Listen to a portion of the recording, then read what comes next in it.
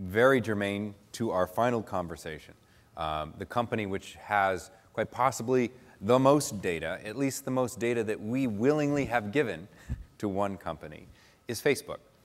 And the reasonably new, 11 weeks in, head of global sales is here. And so please join me in welcoming Carolyn Everson, the head of sales for Facebook. John, how are you? I appreciate your being my final victim here. Thank you. Hopefully it's not a victim. But you've held the audience, which I'm very pleased with. By the way, I can announce that this CM Summit is the largest ever in terms of registered attendees. We beat last year's by 10. We were 625 last year and 635 this year. So congratulations. And we thought we were going to cut off at 500. So thank you for coming, and thank you for coming. Thank you. So you made headlines when you took the job at Facebook, because you had only been at Microsoft for 9 months. So maybe it's an obvious question, but I'm going to start with it. Why did you make the shift? I had no intention of leaving Microsoft after 9 months. There was nothing wrong with my job there. My team was great. I believe in what they're doing, and I still do today. I think one never knows when a phone call is going to come in from a very unexpected place. And when Sheryl Sandberg reached out and said she wanted to have a conversation and that she had talked to a bunch of the clients and my name kept coming up, it was a flattering phone call, and one that I said, you know, should I even pursue this conversation? Is it right to do so? And at the end of the day, after a lot of soul searching and talking to people that were very close to sort of my inner circle, they said, look, this is something you have to go meet with Sheryl, you have to meet with Mark and David and the team. And when I did, I realized that the mission of Facebook was a lot greater than I had thought, right? I had been a user of Facebook. I use it to update my family information and friends, but to actually hear what they were working on and the vision and the mission, I got incredibly inspired, and I made the decision to leave. It was a very difficult decision to leave the team that I had grown to love at Microsoft, and I'm still very close with them today. And the truth is, Facebook and Microsoft are very important strategic partners, and so I look forward to continuing to work with the team there, but I am absolutely thrilled to be at Facebook. I love the place. So you mentioned you got an insight into what they were working on in the future. What is that? I think I set myself up. That's like the hanging curveball. John's like, okay, I'm going to hit it out of the park. That was good, Carolyn. Okay, so what I learned, so I've spent my entire career in media and marketing, and I've always been working on something that was, quote, you know, sort of the cutting edge or trying to challenge the status quo. Back when I did digital in a print company, or when I was at MTV Networks looking at MTVU, which was supposed to be the real challenger to the TV model. And I had been working in digital for a long, long time, and yet I didn't believe display advertising, as we've grown up to sell it and to actually provide it, had really innovated to the level I would have wanted it to. And then hearing the Facebook point of view, which is actually what can happen when ads become very social and putting people at the center and really taking word of mouth marketing and going at scale globally. And that is an incredible notion, because every marketer's holy grail is around word of mouth marketing. If I tell you a restaurant that I just went to and that I loved, that's probably going to have a decent impact on you, or if you told me, versus just reading a restaurant review. And so the notion that you could connect over 500 million people globally, 250 million people every single day that are passionate about products and services and have them become advocates for your brand, I was really compelled by that vision. That's the advertising vision. Now let alone put what Facebook is trying to do overall, which is to connect people globally and have a much more open environment. And I think we've seen some extraordinary things come out of that. We have seen a very significant increase in organ donations, and I can assure you that there is no mission statement or bullet point in any deck that says we're going to be in the organ donation business. And yet when people hear from a friend that somebody may need a kidney, people are much more likely to donate their organ, and they never would have even thought about it, even though there's 100,000 people that are waiting for a kidney every single day. So we're starting to see the power of what it takes when you connect the world and let people actually act on behalf of their interests, on behalf of the brands that they're really passionate about. And that mission, I just don't think in my lifetime I'm gonna have another chance to work on something like that. And so for me, it was a real, it's a little cliche, but I believed it was a once in a lifetime opportunity. Makes sense. I mean, I can't fault you for it, really. So I want to ask you a question that's not on my list here because it only just came up. So far, none of these questions were on his list, just to be clear. And so yet, Judge, it's okay. And yet somehow they keep coming back. I don't. Well, I mean, I'm freelancing a little bit, but we just had the CMO of Visa here, who you know, Antonio, who you've gone and seen and said, no, give me your budget. And believe me, I've done the same thing at Federated. After Google and you and Twitter show up, then I'm usually wave my flag and say, we're here too. And so we've all done that. But he just said something very provocative, which is in the future, advertising will be like sex, only the losers will pay for it. What do you make of that? Well, look, the article that he referred to I thought was a fabulous article. It also talked about advertising needing to become use-vertising, and it needs to be useful in order for people to engage with it. The data proves that paid media can drive a good deal of earned media. And I think the notion that you're never going to have to pay for that is actually a bit far-fetched. And I actually don't even think Antonio truly, I have to ask him, but I don't think truly in his heart he believes that you don't have to pay anything for marketing. I think the question is, with all of the tools that are available to us as an industry and as marketers, how are we becoming more effective at what we're actually buying? Because I can assure you, for the last 50 years, we really haven't become that more sophisticated, and yet in the last several years, when we're now starting to use data and the work that Conrad is doing and others, we can be a lot smarter about what we're actually buying, and what we're buying should ignite the earned media. It should ignite engagement. It should ignite people talking about your brands. And so I personally, A, the data doesn't suggest that paid should go away. As a matter of fact, paid can accelerate earned. B, we know that the digital media actually works really effectively with traditional media. So obviously from where I sit, I look at data around Facebook plus TV or Facebook plus print. And those campaigns can work extremely well. So I actually don't believe that it's going to be all for free. I really don't. And my response backstage to that comment was, well, maybe we're not paying for sex, but we spend a lot of money hoping it might come around. The clothes and the perfume and the, you know what I mean. Yes. The shoes. So, sorry. That's quite all right. I read a recent article, and I'm changing the subject now. Okay, because I was going to say, read a recent article. What is this transition? Okay. I read in Ad Age, interviewing you, and one of the, I don't know if it was a lament, but it was a suggestion for improvement around advertising on Facebook.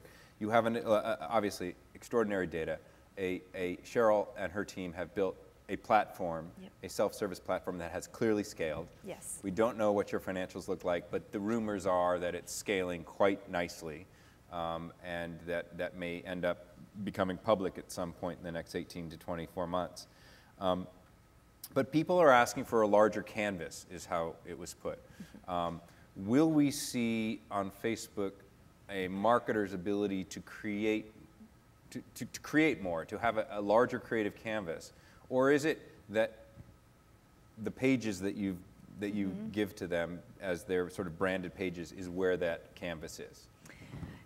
There is no question that marketers in the creative community want to feel like Facebook is a palette that they can paint on, if you will. And right now, I think what I'm most surprised by in my new role, although I'm not so surprised because I feel like I was in that seat, just 3 months ago, is that I think people believe that all you really can do on Facebook is have your brand page, acquire lots of fans, and maybe put some ads on the right-hand side. You know, that to the outside world, that's sort of what we look like. And the truth is, actually, is that brands are doing some extraordinary creative applications on Facebook. And it really takes the agencies, the creative agencies, to be leaning in and really testing new campaigns. So yes, we have these certain things, page, fans, ad units, but the most progressive brands are using our sponsored stories product, for example. And so the way that product works is, I'll take a 1-800-Flowers as an example. So during Valentine's Day, they ran a promotion on Facebook where they offered 50 Facebook credits and 15% off for people that bought flowers. Okay, that's a media campaign, so that's nice, Carolyn. Well, what else did they do? What they then did is they incorporated the like button on their page, on their 1-800-Flowers.com site, as well as their page, so that they could have a sense of which products people were liking the most, so they could manage their inventory and also change the way they merchandise, which, you know, bouquets they highlighted. Okay, that gets really interesting. Then they took it a step further and had Facebook data. If people logged into 1-800-Flowers using Facebook Connect, your friends' birthdays came up, any information about your friends and family. So they started to actually have a very fully integrated campaign around Facebook and 1-800-Flowers. And then as people purchased the product or had a good experience, they would post that they liked that, or that they just did an execution on 1-800-Flowers. That would get fed into the news feed of your friends. And so 120,000 fans of 1-800-Flowers.com, which is what they had, generated 37 million friends of fans. And that conversation, that ecosystem, if you will, that flywheel started to go. Now, I would argue that's a really creative execution. That's not just somebody in media buying an ad that says 15% off. That's somebody really thinking through, how does the consumer go to the site? What do they want to do? They want to have their friends' information. They want to like certain products. And the most progressive brands are thinking about sponsored stories as a way to say, okay, the consumer, they either like my page, they post something on the brand page if they like what Coca-Cola or Pepsi is doing. They may be downloading an app, like in JetBlue's instance, there was the Go Places app, which was really successful. Or they may be checking into Starbucks, and maybe there's an offering at Starbucks that they want to let their friends know about. So we think that there is a lot of opportunity for creativity on Facebook. Is there the homepage takeover, you know, huge ad unit that you see everywhere else on the web? The answer is no, but for anyone that's on Facebook, I'm not sure any user would want that. So I think our bar is set extremely high around advertising, and that's a credit to Mark. Mark believes that advertising, you know, that use-vertising word, it should be as useful to the consumer as anything else happening on Facebook. And when you set the bar that high, it's going to take time for us to figure it out. And we welcome the input of the creative community. We've been spending a lot of time with the creative agencies to sort of help us think through. And you're going to see some new ad products rolling out. Has this changed how you and your team, I mean, I know you're still new in it, but service the clients who are out in the room? They may come to you and go, I love what 1-800-Flowers did, but that sounds hard. You know, we were talking about integrating 7 or 8 or 9 different aspects of the Facebook ecosystem into 7 or 8 or 10 of my own ecosystem. Yes. And then measuring it and understanding it and integrating it with my merchandising, which may be a group that I've never even had a meeting with before, and then integrating it with my customer service, who I definitely have never had a meeting with.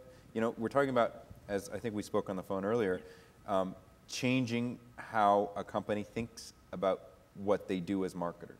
It's a totally spot on, right? We have marketers that can buy through the self-service platform and buy lots of display ads and generate fans and do fan acquisition, and that doesn't require lots of changing their business. But if you ask me, the most progressive marketers, and frankly, there are some of the largest CPGs in that category, certainly some of the financial institutions, some of the big retailers, they are actually thinking about social, not as this what I like to say, it's not like the icing on the cake. It's like they're baking it into the ingredients of their business. So they're looking at how it affects customer service, how it affects product selection. We have a major retailer that used to make weekly decisions with buyers in their home office, what should go on sale each week in the actual store experience. They've totally changed that model, and now their fans are selecting what products should go on sale every week. Like, they've completely flipped the model. We have another client of ours that their customer service is being rethought in putting actually how do you connect people, consumers of the product, with people that have questions. And so that we call social by design. That's just a Facebook term, but we really believe that. Are you trying to rethink your business putting people and social at the core, or are you thinking about social media as, like, again, the salt on French fries or the icing, whatever analogy you want to use? Facebook gets a fair amount of, anytime you get to the size that Facebook is now at, it gets a lot of, well, it has a target on its back, I should say. Do you, in your first few months, have you felt that, and are you concerned about being so big and having, I mean, as I understand it, 1 in 4 display ads on the web is inside of Facebook. Something like 20% of all the engagement in the United States on the web is on Facebook.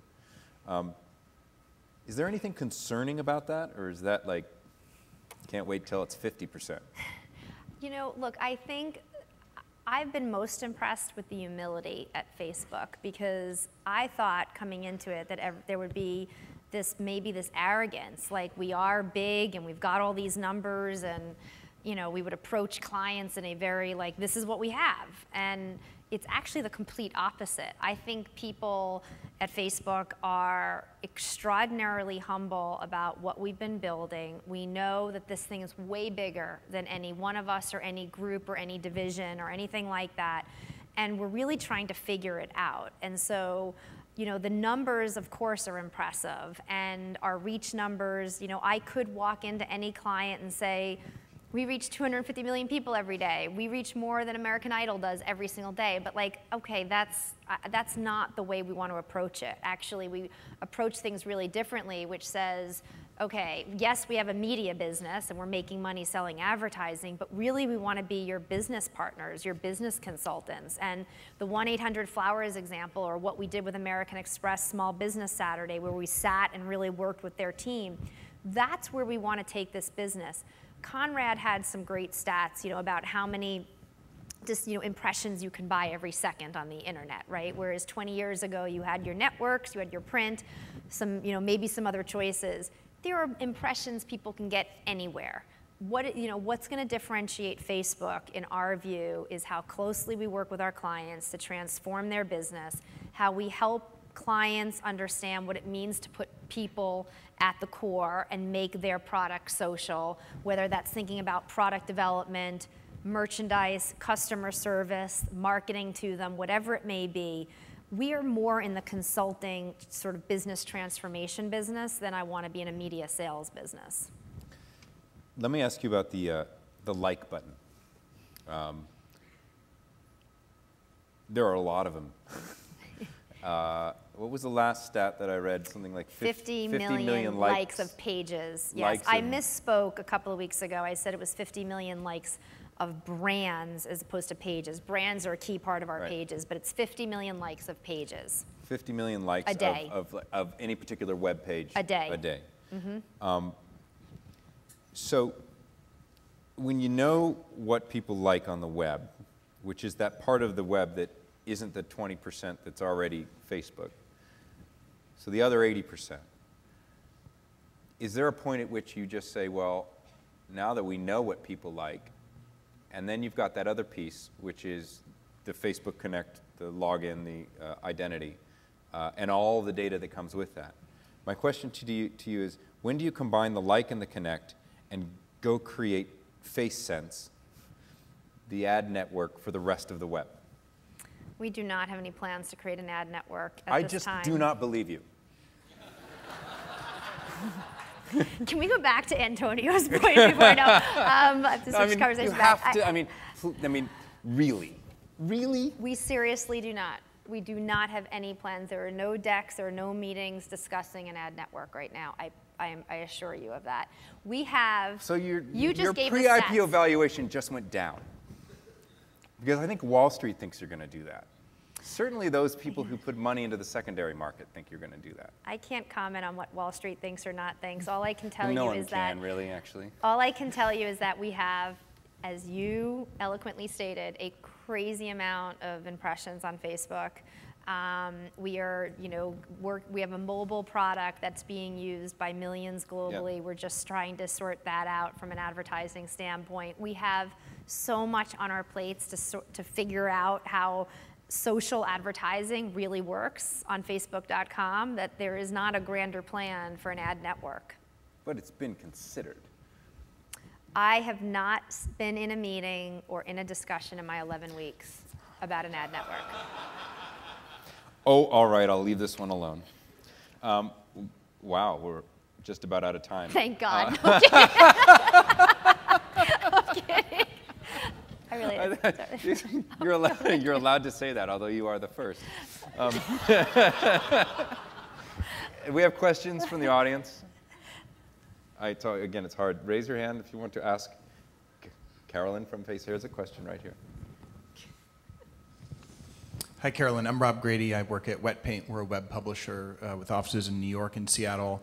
The latest data we've seen from ComScore is actually, even though we're a relatively small business, we rank in the top 10 in terms of social traffic from Facebook. So in 6 months, we've gotten 1 million Facebook fans, which for a small company is great. And we get about 15% of our traffic from Facebook right now. So one of the things that we've actually batted around is, hey, we want to master social publishing, but the only incentive we have right now to drive revenue from Facebook is to drive them back to wetpaint.com. And so my question for you is, when will you have an application so I can actually say, hey, I want to publish socially all within facebook.com, and I want to actually have a way to monetize Wet Paint within facebook.com. And I don't mean social games and credits and stuff. I mean like a holistic kind of business. You were talking about sort of the equivalent of being a publisher on iTunes. I mean, a similar thing where you can make money on a platform like Facebook as a publisher. Right. And you want to be able, so you're wondering when people can actually interact with you on Facebook as opposed to having to go to your site. Correct. Right. We already are doing work like that with Guild Group, for example. I don't know if you're familiar, if you're much of a shopper or not, I don't know. But Guild Group actually has an ability for people to select and purchase products right from Facebook.com. I mean, it links into Guild, and we've built a connection to them. So we are doing it, not widespread. We don't have like an easy API right now to make that happen very quickly. But we are starting to do it. So after, I'd be happy to, I'm sure you're in touch with our platform partnership group, but if you're not, I'm happy to make that link for you. Other questions?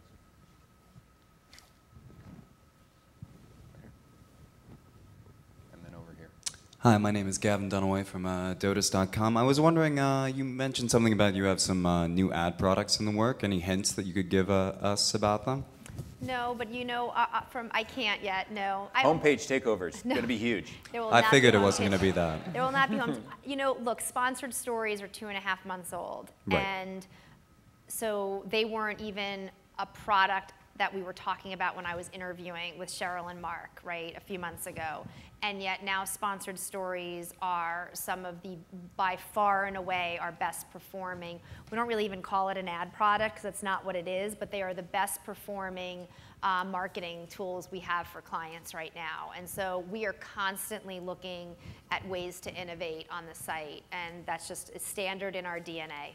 Can I ask about the performance of Sure. sponsored stories? Do you have anecdotes? So we have a few. Nielsen is actually the one that's measuring how we're doing with sponsored stories. And there's sort of 3 key measurements that we're tracking right now. I mean, there's lots of data underneath it. But the 3 are, the first is, do people remember seeing the ad? And there is a 68% increase of people remember seeing an ad when their friend is associated with it. So Carolyn likes something that Visa just did, and I like that. And if John's a friend of mine, he is 68% more likely to actually remember seeing the ad. Then he is 100% more likely to actually remember the ad message if he reads it because his friend recommended it.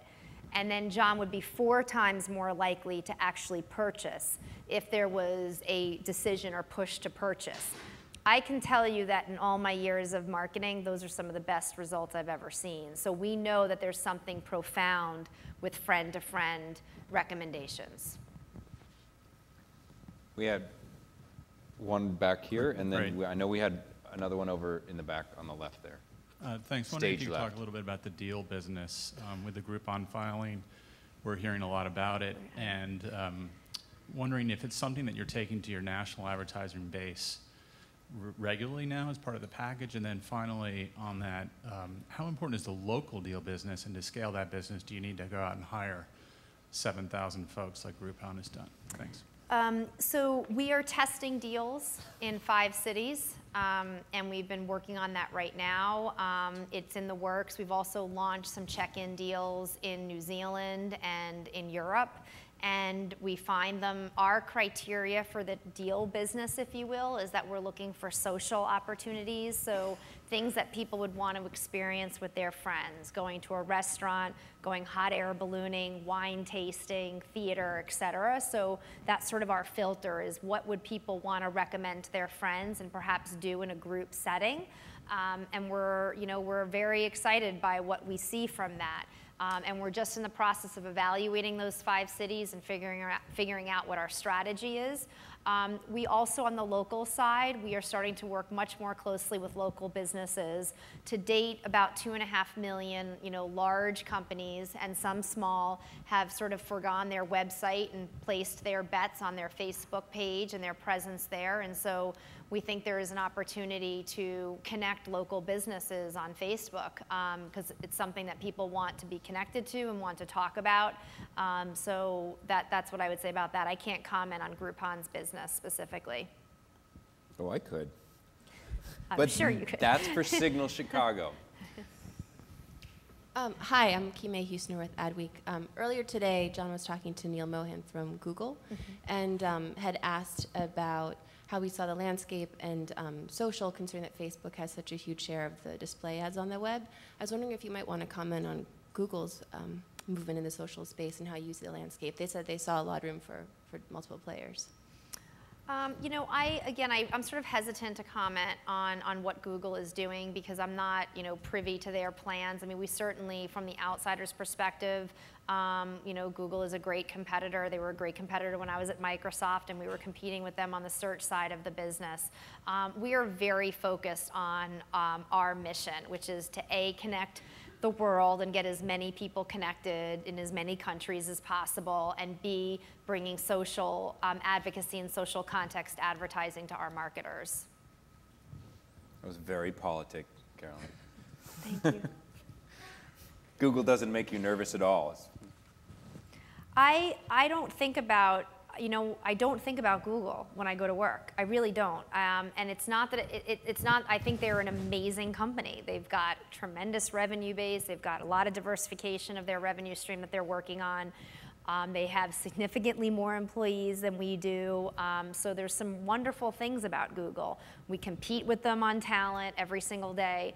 I think when I come to work every day, I'm not really thinking about them. What I'm thinking about is how do we work with our marketing partners to actually figure out how to use this incredible platform that we've been given, and how we have all of these people connected to do something that's never been done before. And so I don't look to the answers that Google's not doing anything that I want to be doing right now. They have a great business. I want to try and figure out what to do with over 500 million people that come every single day that I think friend-to-friend marketing could be really impactful. Good answer. Okay, right here. We have time for one more and then another one, and then we've got a show to put on.